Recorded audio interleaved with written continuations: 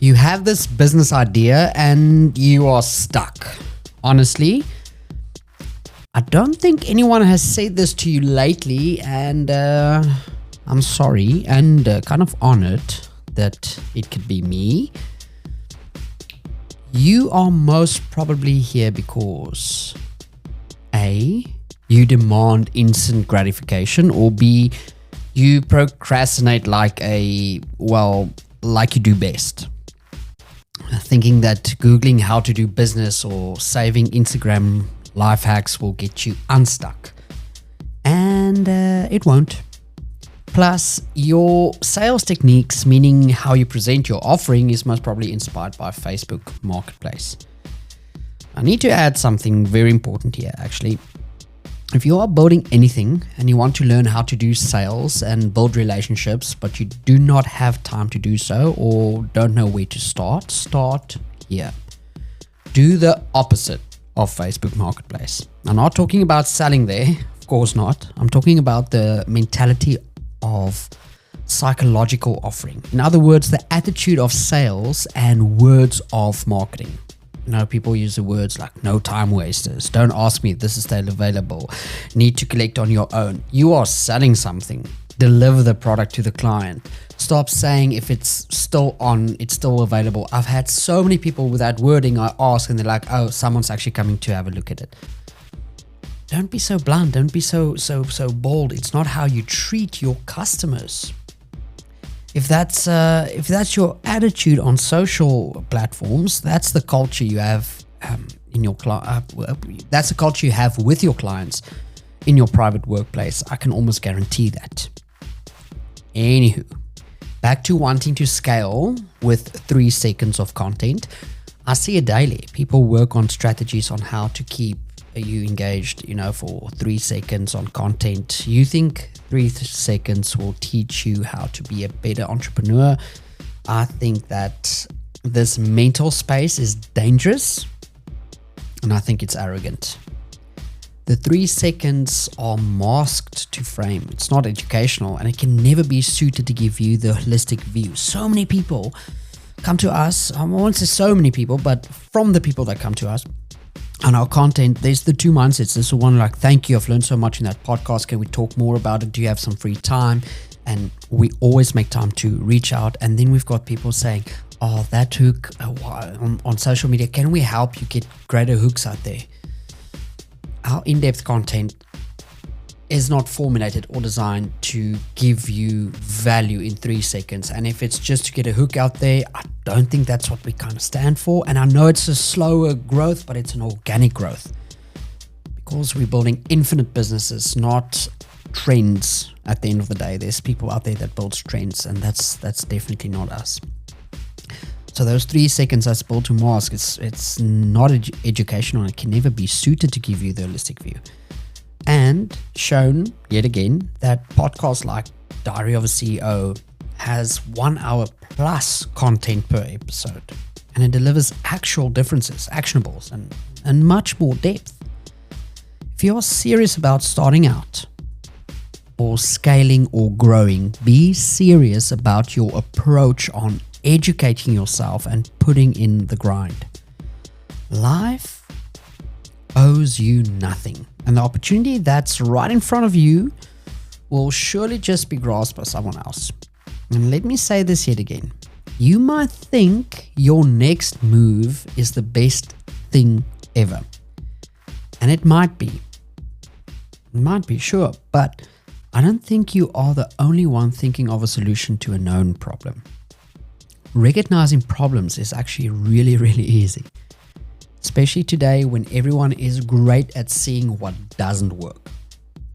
Thinking of a solution is a bit better, and it's a bit more unique, sure, but so is everyone else's that experiences the same problem.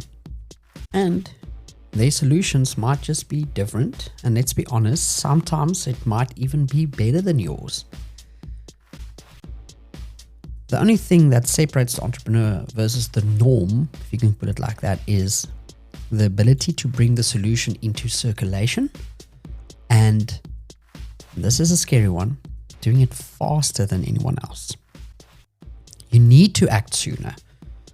Work-life balance is firstly not a thing, at least not anymore. Work is a part of life. Both work and life is a ministry.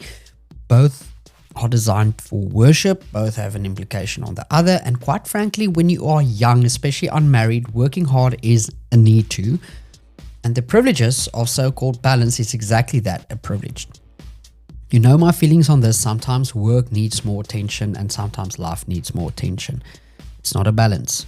It's a cause and effect. But even so, the privilege of scaling down on the work side definitely should not be a privilege. Not even an option if you are in your 20s and 30s. Guys, if your solution sells, great. Go out there and create more solutions. Hustle. Take on the new. Take over the next. Stop demanding that early retirement. Now let's get you there. Let's get you into that mindset of offering more. By the way, this does not mean burning out more. It means being more purpose-driven more frequently. Serving together, co-creating opportunities, and uplifting local economies. When you take on business, you need to remember that your business carries certain purposes. Number one, it needs to create local opportunities. And number two, serve local and solve problems, especially local problems. So what does it take to start a business in 2025? Because this is the year where we're at, right? And today I wanted to get real about it actually takes what it actually takes to start a business in 2025. Because look, we've got AI doing copywriting, global access to manufacturers. You can raise capital from your bedroom, but founders are still making the same mistakes that people made in 1925. So in this specific episode, we want to be unpacking three big themes. Number one, the evolution of business from the industrial age to the AI era, meaning today's age. Number two, we want to be looking at the most common and costly mistakes founders are still making today. But, and this is important, number three, and maybe most controversially, what mistakes a first-time founder should actually be making. All right, let's go.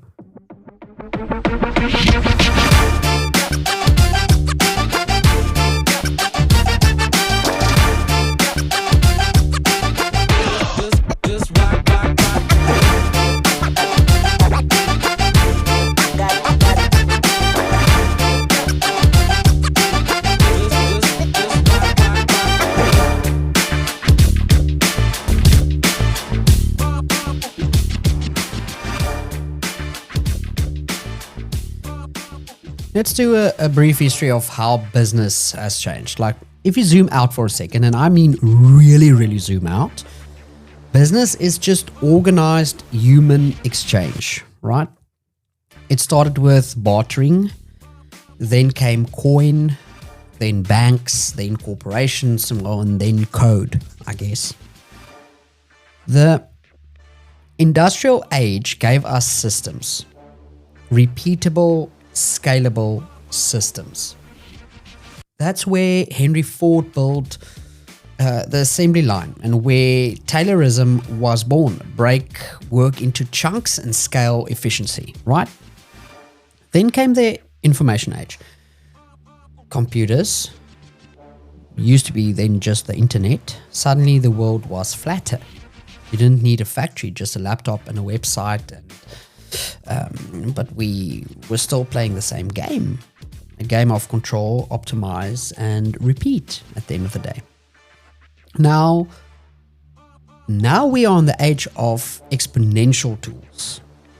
Tools like AI, in the age of automation, creator economies, remote first teams, and a 20-year-old in Nairobi can compete with a Stanford grad in Silicon Valley, right? That's today. But with all the speed comes noise. Business has changed, but the heart of building business hasn't. The heart is solving real problems for real people with real skin in the game. creating disruption was cool for a moment in Silicon Valley when VCs were still reckless, but that wokeness got slapped down to reality. The reality was solve real problems or go out of business. The industrial age allowed for mechanistical or logical solutions to solve logical problems. A train through engineering could be made 5 to 10 times faster by means of certain logical adaptations and remodeling, and it was available to do so. Today, psychological approaches seems to be better. It seems to be cheaper, faster, and more satisfying. It's near impossible to make a train 10 to 20 times faster, not even to mention the cost, but the journey, the experience, and the customer relations, well, that can be significantly impacted and perfected without changing anything logical. And that's the beauty of today.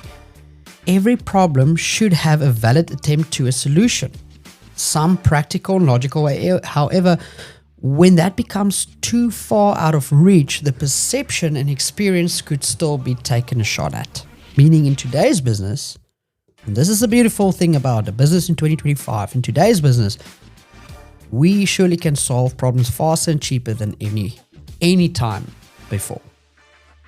The approach, well, that sometimes just need to shift a bit. Let me tell you my story.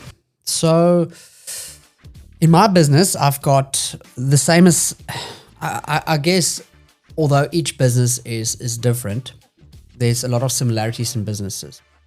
So in my business, when I talk about low-hanging fruit, it is exactly that. It is clients that shown interest into doing business with us. We had conversations, proposals or quotations or whatever was sent out. And at the end of the day, you await it. It's low-hanging fruit at the end of the day. They have now a choice to accept or decline or whatever. So I was, and I'm doing a workshop on this very, very soon. So stay tuned to our channel. So reach out and say, I want a front seat on this, because this is something that we've tested and it really changed the way we coaching sales teams right now. But in any case, back to the point. The morning came where I needed to fly out to Joburg, which is about a 2.5 hour flight, to go see a client there just for the day, sat in the meetings, and then flew back the same day, the same night. So it's just a quick morning in and out. And as I was driving, the night before, I started recording content on exactly the topic of low-hanging fruit, on how I would recommend approaching that problem, if you want to put it like that, right? So on my way to the airport, I thought to myself, Dion, you know what? You're giving out all these instructions, but you're sitting with the same problem and you haven't tested it yet. What are we going to do? And I didn't have any bags to check in, so it was really, really a fast movement. So what I did is I went, sat on the plane, or literally walked out of the car straight to get a coffee, sat just before the boarding gates, opened up my laptop and says, you know what, I'm going to put myself to the test. I'm going to give myself a target and say, by the end of this day, I want to see how many low-hanging fruits I can close. So what happened is I developed a new metric, something that the world, to my knowledge, is not using yet. And it's really inspired by psychological approaches to logical problems. I call it solutional listening. And I developed this new approach and I said, okay, I'm going to test it with my clients. And I'm obviously not going to go too much in depth with that. Then still defining the workshop and obviously need to deliver the workshop first. But in any case, I started implementing the solutional listening. So what happened was, with this solutional listening, I was able to come up with a solution to every one of the low-hanging fruits' problem at such a good value point that not one of them could resist. Put my computer on airplane mode, started typing the proposals out on the flight. And when I landed, went to my meeting, obviously put my attention only at my client there, did the meeting, but flying back, I did... as I waited for my plane again, I started sending out every single one of those proposals based on this new solutional method, just a new approach. which was a psychological approach, right? There's a spoiler alert. So in any case, I sent all of this out. And by the time I touched down in Cape Town, 2.5 hours later, I closed every single one of my low-hanging fruit. Now, some clients will have much more. I had 13 to be exact clients. I closed every single one of them, and I did over $1 million worth of revenue additional in one day. In one day, by implementing a different approach to the same problem and offering a solution thereof. And that's the type of business we're able to do in 2025.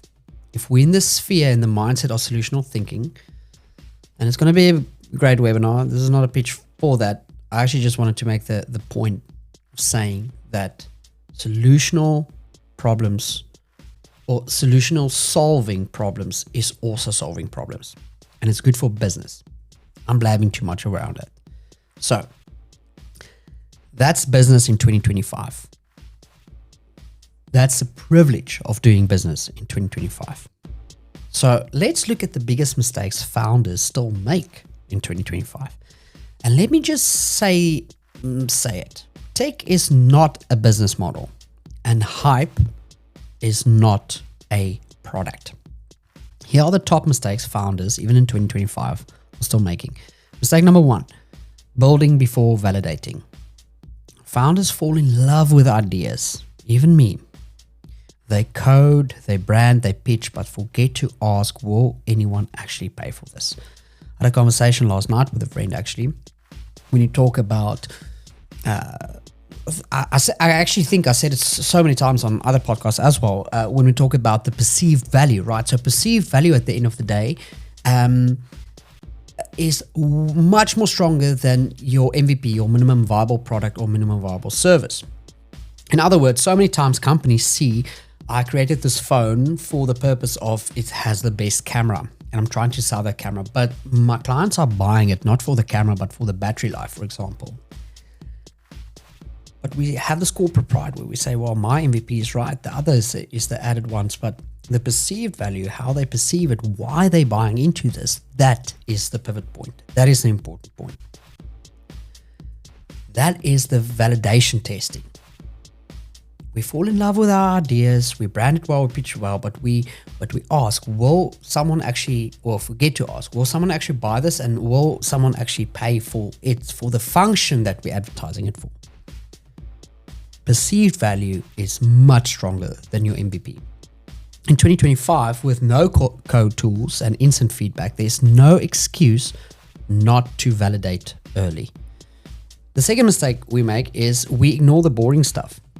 You know what most unicorn founders talk about when you meet them at dinner? This is the subjects that you'll pick up is hiring problems, tax structures, HR headaches, cultural wars. The exciting stuff becomes boring. The boring stuff becomes vital. And it really is that easy when you hire people, hire right from the beginning, and everyone says, how do you do that? How do you do that? Top of the mind, customer relations is one of the biggest important thing. And I always say this, especially, let's quickly just think, I was at the airport theme right now, right? If you walk into airports, most of the airports have staff there that's busy cleaning the bathrooms, cleaning the toilets. That person, I've seen it at so many airports, that treats me so well, with so much respect. He doesn't need to. I'm not going to go and say, by the way he treats me, I'm going to take my literal, where's my beep function here? Because I think I don't want to say this out loud, but I want you to do at least. I'm going to take my elsewhere.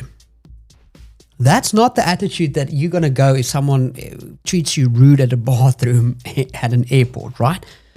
But that person treating you so well, with so much respect and so much, with literally nothing to gain, that is the type of person, Silicon Valley founders, that you walk straight up to them and say, you come and work for me, you work with my clients, because every other skill set that you might be missing, I can teach you. But that basic human factor of treating someone well, the same with the tall booth willies and I think you call them tall booth willies, but in any case, the same with them. If driving past, they've got zero reason to be happy in that work environment. They've got zero reason to treat you well, but they choose to do that. That's where you're getting outside your car. You take their number and you say, "You're coming to work for me." Focus on that type of things. How do you develop your company culture? You need to do that. That's where you reach out to us and say, "We're building this. Let me focus on my work. Build this beautiful." It's not ping pong tables. Work on the smaller things to build the strong customer culture around servitude, relationships, communication, praying for one another. Focus on those small things. And when you build this big company, you're not going to be the founder at the next dinner party where there's venture capitalists and unicorn founders and everything like that talking about the boring problems. The third mistake is confusing growth with traction. You can buy users, you can pump social proof, but does your product deliver repeat value? And that's traction. Remember that recurring revenue is directly linked with value offering and is not price plus relational connection. Servitude over sales. One of the biggest valuable metrics that you can use is CAC. They call it CAC.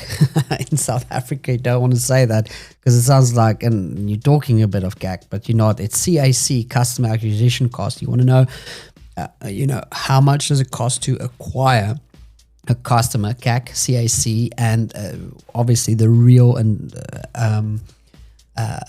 want to know the lifetime value with that. Because if you have those two metrics, the rest you can focus on getting that recurring client back, linking that value offering with the relational connection, and take it from there. I want to give you a hypothetical, a real life scenario, but hypothetical outcome, right? So I bought this one, what do you call it? Not skincare, but sunscreen.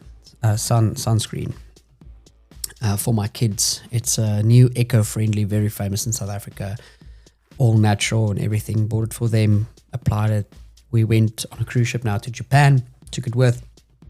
I said to my wife, "Yes, these things are burning my face. It is the most horrible thing I could ever use. This is factual. I would never, ever use them, but I still buy it for my kids and it doesn't burn their faces." So clearly it's not a them thing, it's a me thing. Now, let's say hypothetically, these people, because I've got one of their shirts as well, see me in the city and they say, "Hey, do you love our products?" And I say to them, "Okay, I'll make you a deal. I'll give you an honest feedback, but you need to record it because I also create content and I want that feedback to be live." And they say, sure, because I'm obviously looking like a fan. And I tell them, "Listen, yeah, I buy these for my kids. And I absolutely hate it on my own skin. It burns me and everything. I would definitely not personally use it." And XYZ, we have the conversation. Now, in that moment, think if it's your own company, would you post that? Now remember, they said to me, yes. So what would happen? They acquired me at a specific event. So there's a cost-related acquisition cost for acquiring me at the end of the day. If they don't fulfill their promise to me, they're losing me as a customer. And I'm not stopping to buy it. I'm still buying it for my kids. And I still bought a couple of products already. I'm just not going to buy it for myself. So now they face losing me. And if they did post it, would they lose any other customers? No. Because on a psychological point of view, yet again, people love the fact that reviews are honest and a company backs it and saying this was not for them. But on the other hand, if they didn't do it, they would lose one customer.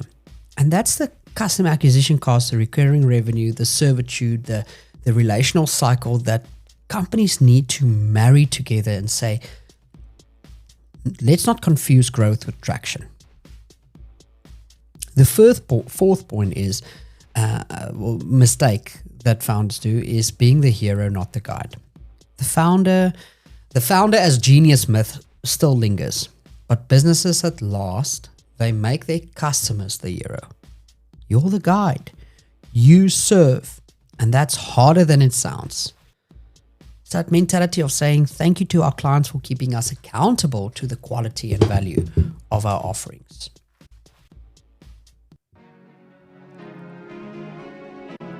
The fifth mistake that founders make is chasing investors and not revenue.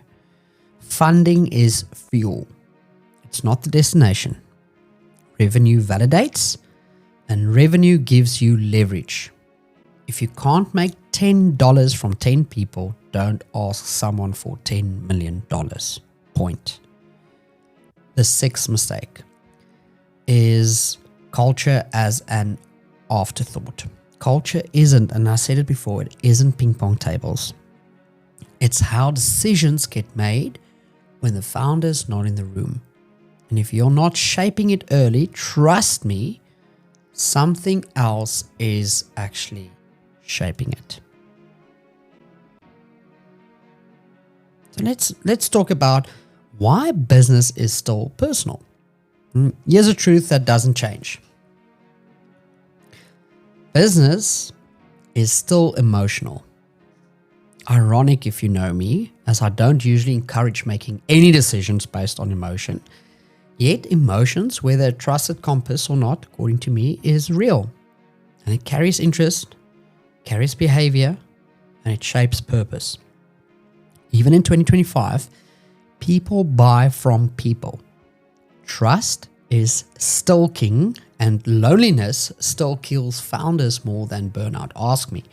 Working remotely might have all its perks, but the long and call for a relational connection intentionally needs to be chased by me every single day.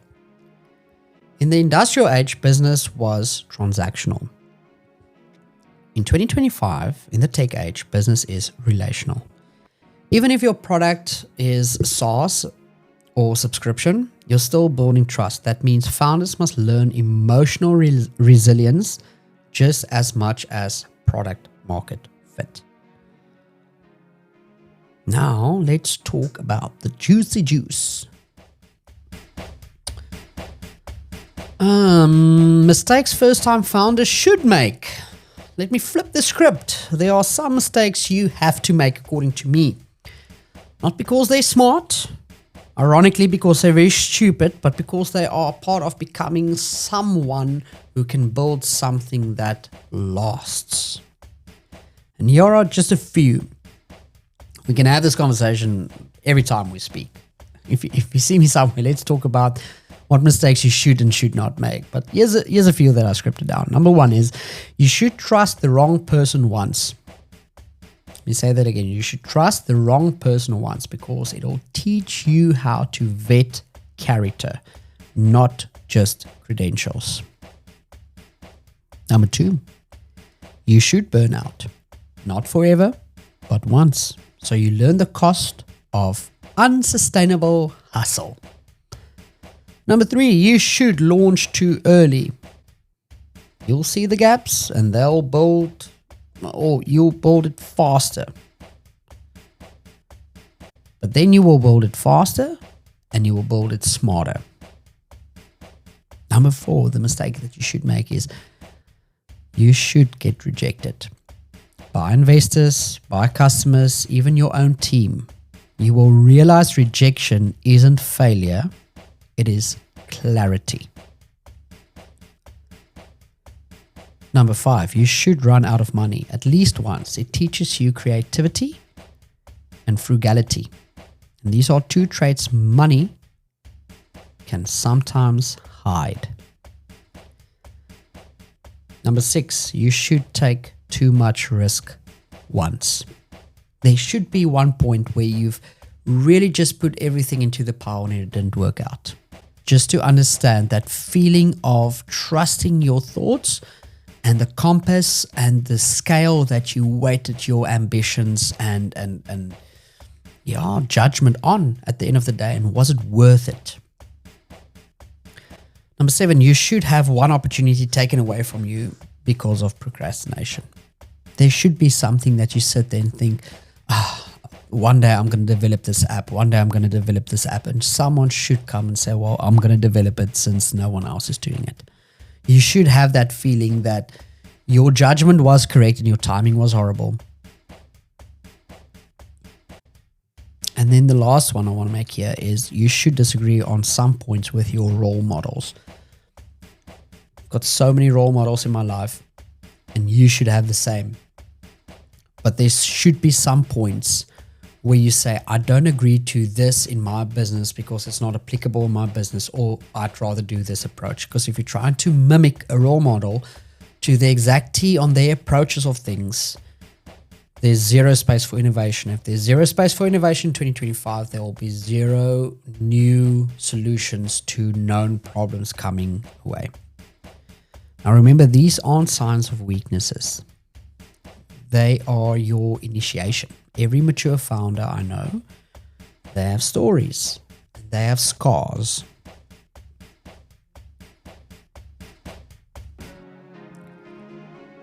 So, let's close this kind of off from the timeless truths from the greats. Reid Hoffman once said, starting a company is like throwing yourself off a cliff and assembling an airplane on the way down. And he's right. But here's what the greats also say. Focus on a real problem and solve it with real people. Your entrepreneurship calling includes people. Working to work them out defeats the purpose. It doesn't define it. And build in public, listen deeply, and iterate often. Steve Jobs obsessed over design because he knew people don't buy tech, they buy experiences. Sarah Blakely from Spanx started with no experience in fashion, but she knew her customer better than anyone else. And let's not forget the Airbnb guys. They literally sold cereal boxes to stay afloat. Real hustle within real belief. Now we've got this call to build it bravely, or to rather build bravely.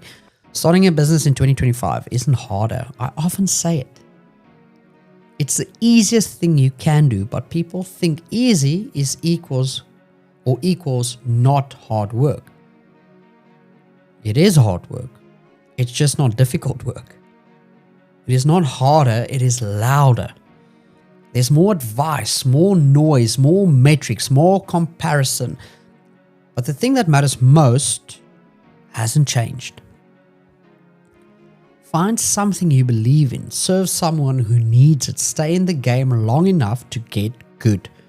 You don't need $1 billion valuation to build something valuable. You need clarity, you need consistency, and you need courage. Mistakes will happen. Let them shape you, not shame you. And remember, the best business, okay, you ready for this? The best businesses are built by people who've matured just enough to know they're not there yet. You're not late unless you choose not to start. You are not behind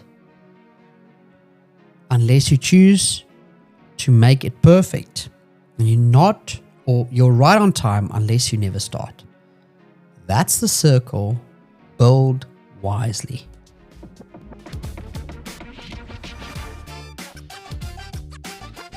Welcome to yet another episode of Not Yet Mature, the podcast series talking about life and business, the mix between the two, and hopefully allowing the entrepreneur and founder to find some insights of what the path looks like, or rather should look like ahead. XCAP has a vision that the ethical business that is formed around servitude and relational transactions should be given the advantage to exit the finite space and enter the infinite games. This, collectively, is our mission and our goal. Without further delay, let's dive into today's chat. Here with me, your host, founder of Exemplo Capital, Dion Richter. Like and subscribe, the usual.